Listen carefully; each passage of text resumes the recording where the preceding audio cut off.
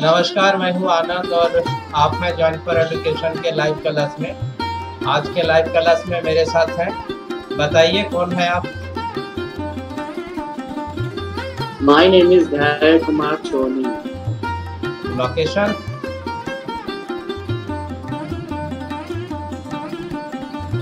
Shro Bokaro. School name? DAV Public School Dhori. And board? CBSE board. तो चलिए, आपके request पर ये क्लास आज अरेंज किया गया है। स्टैटिस्टिक्स क्लास 9, सब्जेक्ट मैथमेटिक्स, और टाइमिंग भी आपके आधार पर ही तय किया गया एट 9:30 PM। तो आज हम लोग NCERT के प्रॉब्लम को सॉल्व करेंगे। Without any delay I am going to start the class.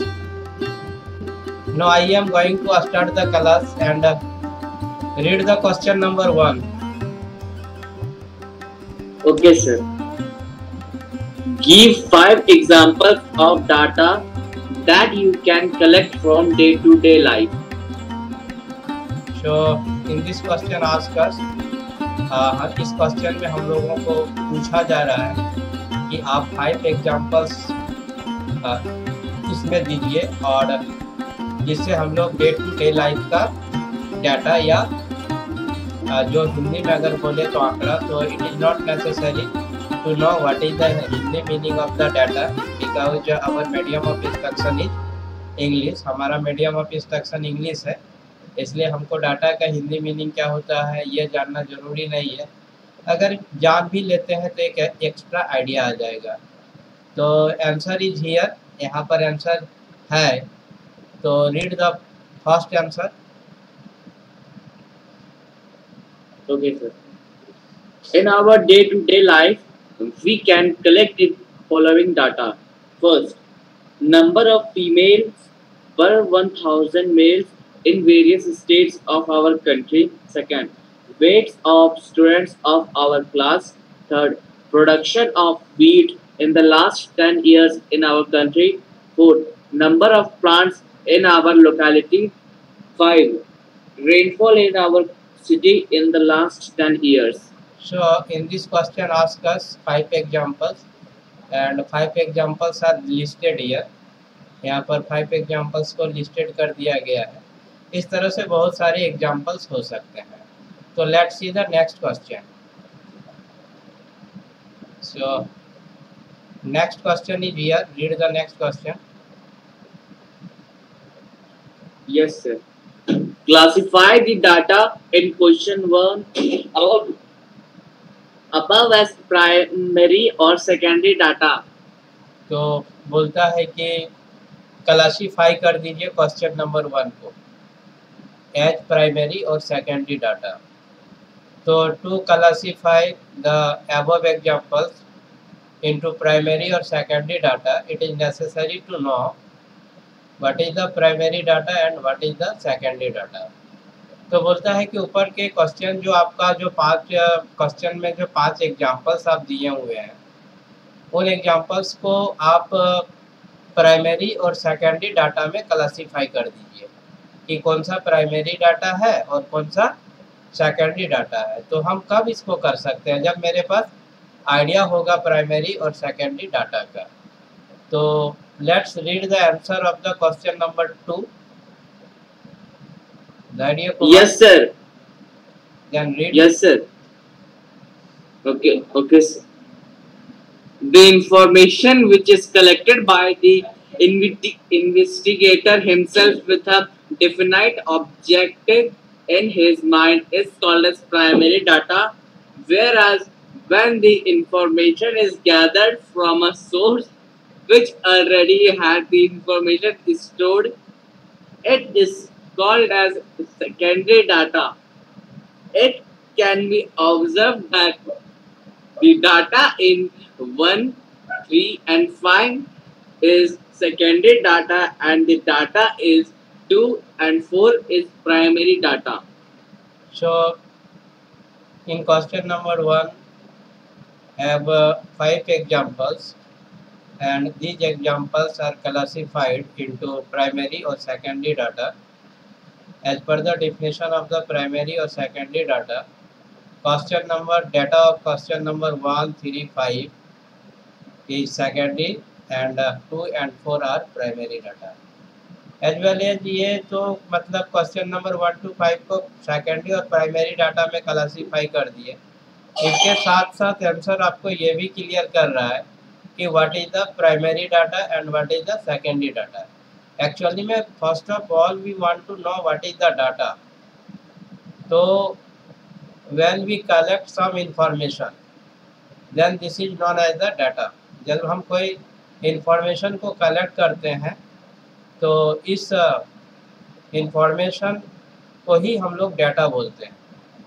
It means that यदि डाटा का कलेक्शन का अकाउंटेबिलिटी इन्वेस्टिगेटर पर होता है, ठीक है, डाटा के कलेक्शन का अकाउंटेबिलिटी यदि इन्वेस्टिगेटर पर हो तो ऐसे डाटा को हम लोग प्राइमरी डाटा बोलते हैं।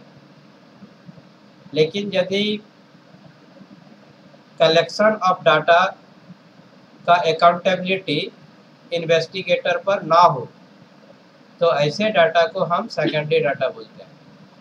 It means that in that case और in the case of primary data the collection of data is depends upon the accountability of the investigator or the collection of data in which accountability is investigator, then we say that this is the primary, otherwise secondary।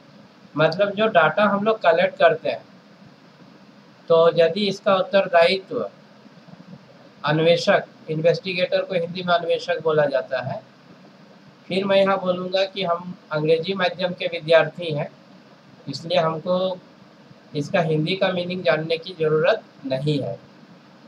तो यदि आंकड़ा के collection का accountability investigator पर हो तो हम लोग ऐसे डाटा को प्राइमरी डाटा बोलते हैं।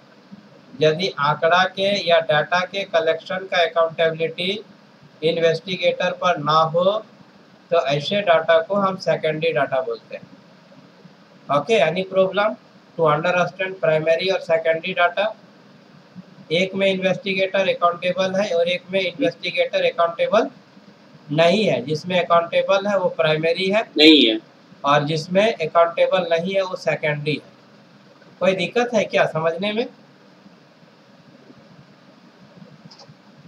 सर आवाज कट क्या आ रहा है आपका? हम बता रहा था कि यदि कलेक्शन ऑफ डाटा के लिए इन्वेस्टिगेटर अकाउंटेबल हो तो उसको हम लोग प्राइमरी डाटा बोलेंगे, और कलेक्शन ऑफ डाटा के लिए इन्वेस्टिगेटर अकाउंटेबल ना हो तो उसको हम लोग सेकेंडरी डाटा बोलेंगे। कोई दिक्कत है क्या समझने में?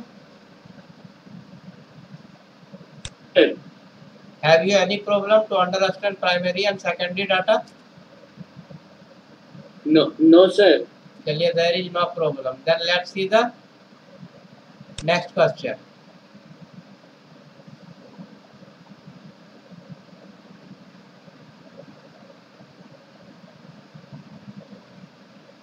So next question is in the next exercise। अगला क्वेश्चन अगला ही एक्सरसाइज में है। Then read the question number 1। Okay sir, question number 1, the blood group of 30 students of class 8 are recorded as follows: B O O A B O A O B A O B A O O A A. And this data in the form of frequency distribution table. Which is the most common and which is the rarest blood group among the students? तो ये question number 1 exercise 14.2 अभी थोड़ा सा average कर दिया गया है, syllabus को छोटा कर दिया गया है, तो हो सके एक्सरसाइज दूसरा भी हो सकता है। तो यहाँ क्वेश्चन नंबर 1 में बोलता है कि 30 स्टूडेंट्स हैं क्लास 8 के और उनका ब्लड ग्रुप जो है नीचे दिया गया है।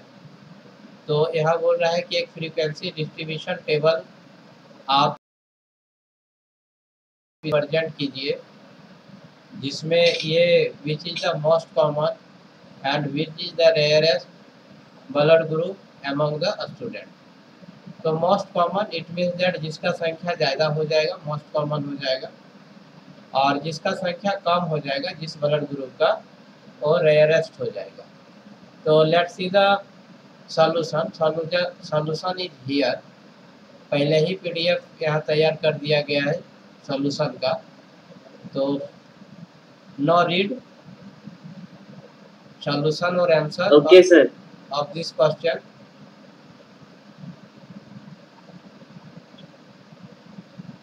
Now read. Can we observe that 9 students have their blood group as A, 6 as B, 3 as AB, and 12 as O. Therefore, the blood group of 30 students of the class can be represented as follows. So the table. Blood group. So the table is here. Number of students. Yeah. Blood 9 group students. A, number of students 9. Blood group B, number of 9 students has blood group blood A. Group AB. 6 students has blood group B. Blood group O. Number of students 12. Total 30 students. So according to the table, it is clear that 9 students has blood group A, 6 students has blood group 6, and 3 students has blood group AB, and 12 students has blood group O. So here ask us most common and rarest. So here rarest will be AB because AB has low frequency, and most common is blood group O because it has higher frequency. तो O का सबसे ज़्यादा frequency है और AB का सबसे कम frequency है। तो जिसका फ्रीक्वेंसी कम होगा वो आपका रेयरेस्ट हो जाएगा, और जिसका फ्रीक्वेंसी ज़्यादा होगा वो आपका मोस्ट कॉमन हो जाएगा। तो let's C details here. Details को भी रीड कीजिए। Okay, sir. It can be observed clearly that the most common blood group and the rarest blood group among these students is O and AB respectively, as 12 maximum number of students have their blood group as O, and 3 minimum number of students have their blood group as AB. So hope that there is no problem to understand the solution of this question. तो इस question के solution में कुछ भी दिक्कत नहीं हुआ होगा। Let's see the next question. Here is the next question of this exercise. Then read the question.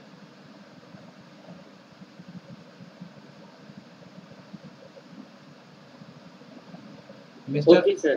Distance in kilometer of 40 engineers from their residency to their place of work were found as follows: 5, 3, 10, 5, 11, 13, 7, 12, 31, 19, 10, 12, 17, 18, 11, 32, 17, 16, 2, 7, 9, 7, 8, 3, 5, 12, 15, 18, 3, 12. Now read. Construct a grouped frequency distribution table with class size 5 for the data given above, taking the first interval as 0 to 5, 5 not included.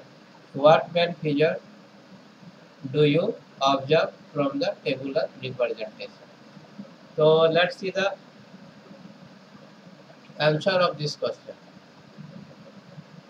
तो इस question में हमको बोला था, क्या बोला था कि भाई आप एक ग्रुप प्रिपेयर कीजिए जिसमें आपका क्लास इंटरवल चलेगा या क्लास साइज 5 का रहेगा।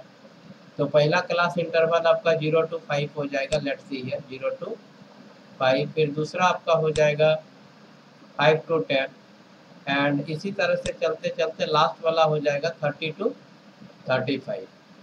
अब आप 0 to 5 देख रहे हैं तो 5 है, 5 to 10 देख रहे हैं तो 10 है, 10 to 15 देख रहे हैं तो 10 है, और 15 to 20 दिख रहे हैं तो 5 + 4 9 है, 20 to 25 देख रहे हैं तो 1 है, 25 to 30 देख रहे हैं तो आपका 1 है। तो let's C,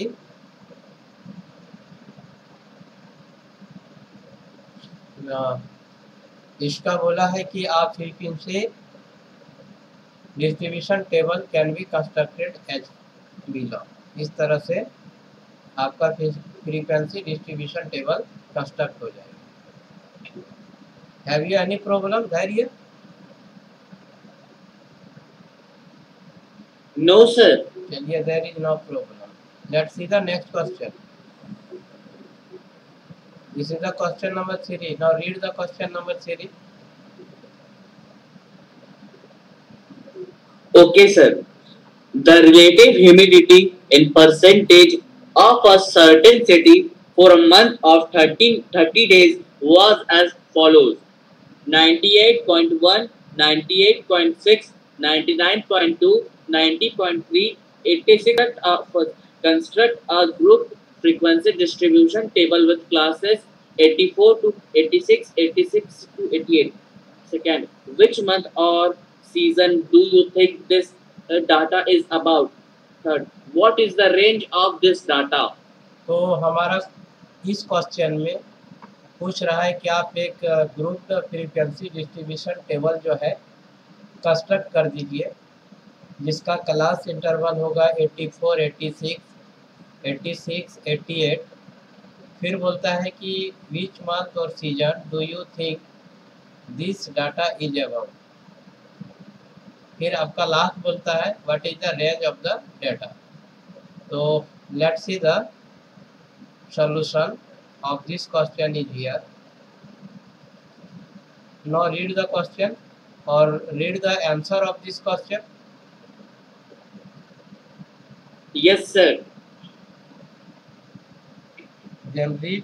First, a group frequency distribution table of class size 2 has to be constructed. The class intervals will be 84 to 86, 86 to 88, and 88 to 90.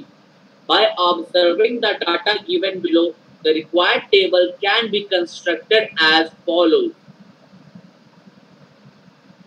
relative humidity in percentage and number of days frequency. 84 to 86, number of days 1. 86 to 88, number of 88 to 90, number of days 2. 90 to 92, number of days 2. 92 to 94, number of days 7. 94 to 96, number of days 6. 96 to 98, number of days 7. 98 to 100, number of days 4. Total 30 days. So here this is the frequency distribution table, और इसमें बोला था कि आपका class interval होना चाहिए 84 to 86, वो है भी आपका।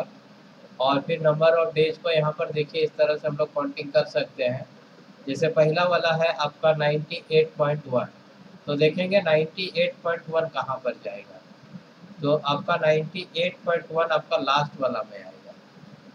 अप टू 98 आपका ठीक उसके ऊपर वाला में आता, लेकिन 98.1 जो है आपका लास्ट वाला इंटरवल में आएगा।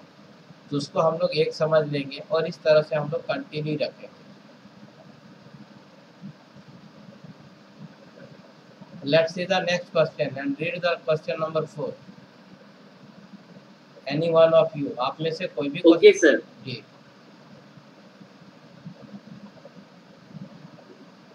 The heights of 50 students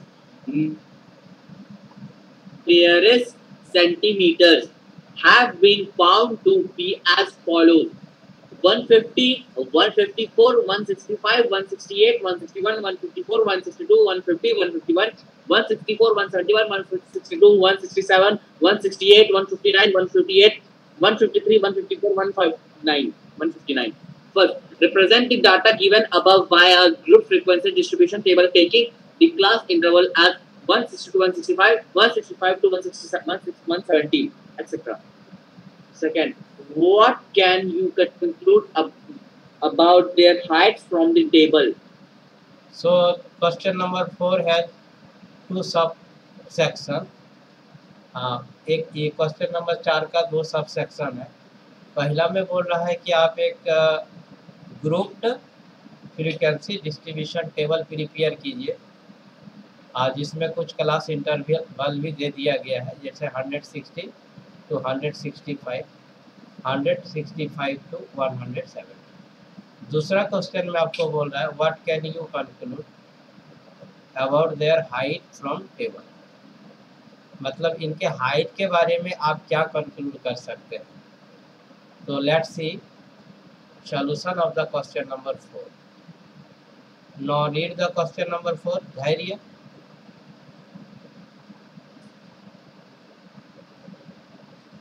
Okay, sir. A group frequency distribution table has to be constructed taking class intervals 160 to 165, 165 to 170, etc. By observing the data given above, the required table can be constructed as follows: height in centimeters and number of students frequency.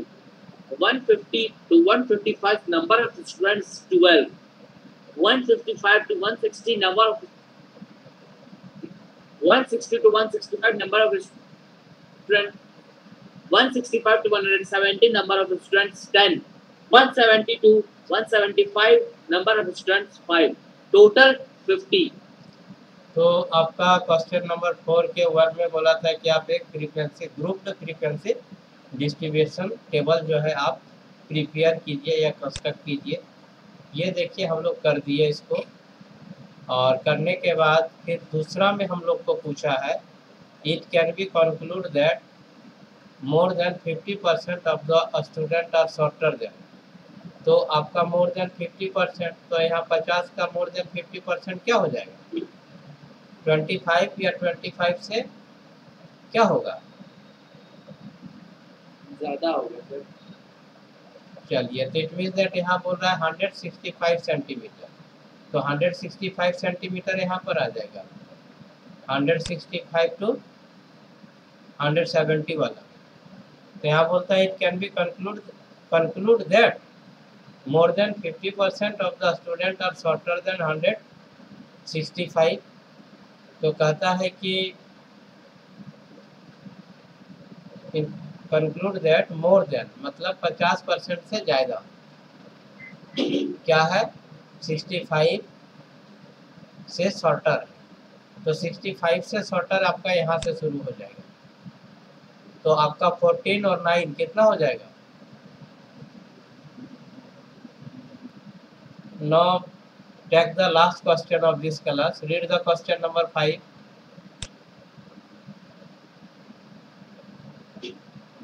Okay, sir. A study was conducted to find out the concentration of sulfur dioxide in the air in parts per million of certain city. The data obtained for 30 days is as follows: 808, 0.12, 0.13, 0.22, 0.07, 07, 08, 0.01, 0.10, 0.06, 0.0. A group frequency distribution table for this data with class interval as 0.00 to 0.04 and 0.04 to 0.08 and so on. Second, for how many days was the concentration of sulfur dioxide more than 0.11 part per million per parts of per million? So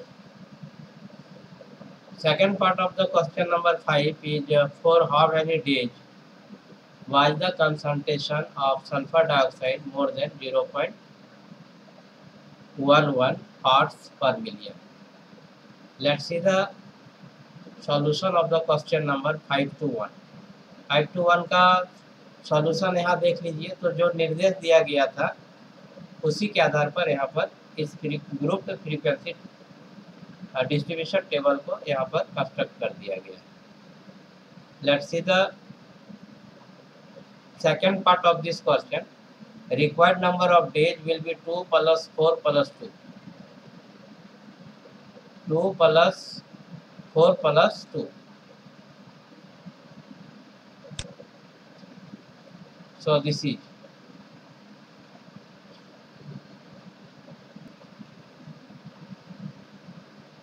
Vaibhav class छोड़ सकते हैं.